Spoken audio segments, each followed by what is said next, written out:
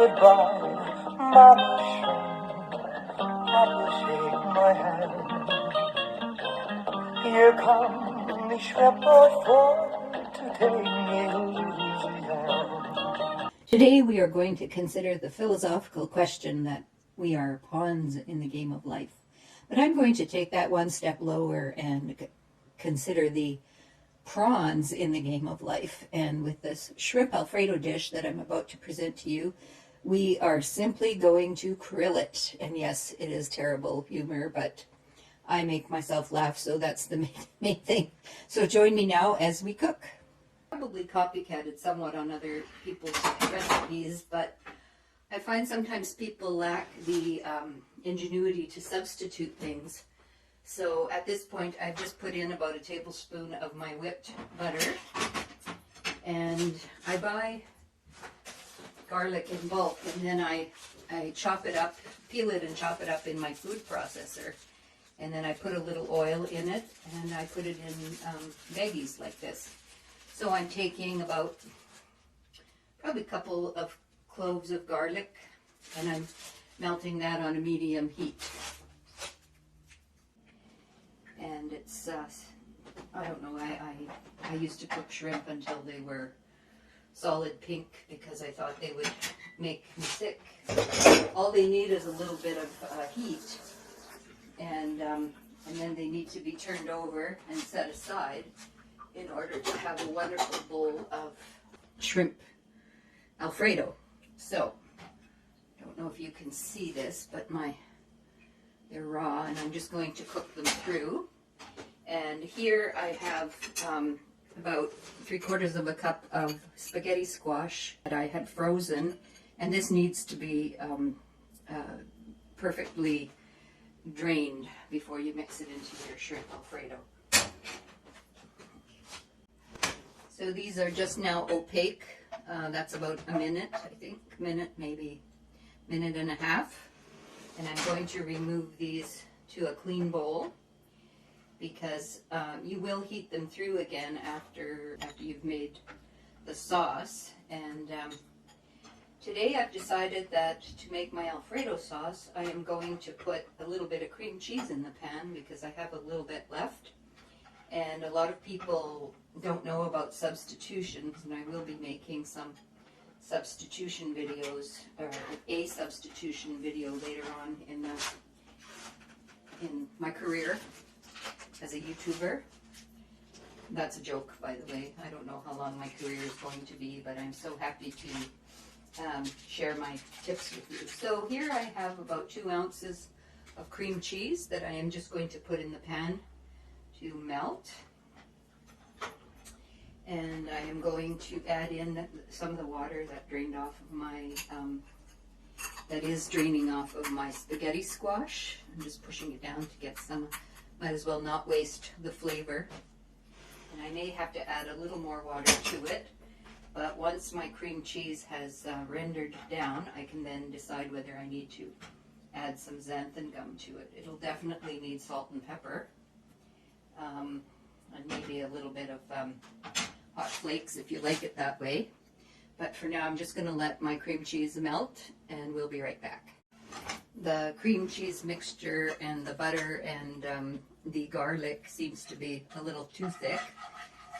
You want it fairly thick because the shrimp and the spaghetti squash are kind of watery, but I'm going to put about a tablespoon of water in this just to make it more viscous, I think is the word.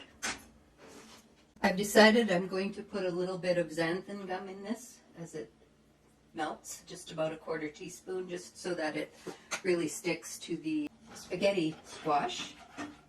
And depending on how much sauce I have, I may put some a little bit of coffee cream in this. There's no rocket science to it. You can use sour cream, you can use a couple ounces of cream cheese, which is one of my favorites.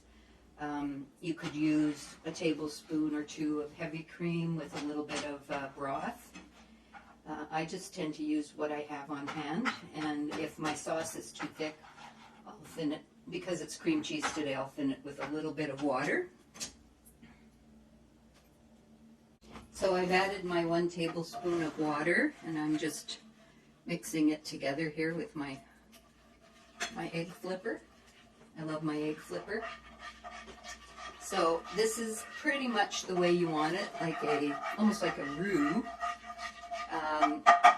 So I'm going to put about, let's see here, I'm going to probably put a good shake of black pepper because I like it. So this is up to you how you want your Alfredo sauce. And I'll put a little less salt because the cream cheese is salty.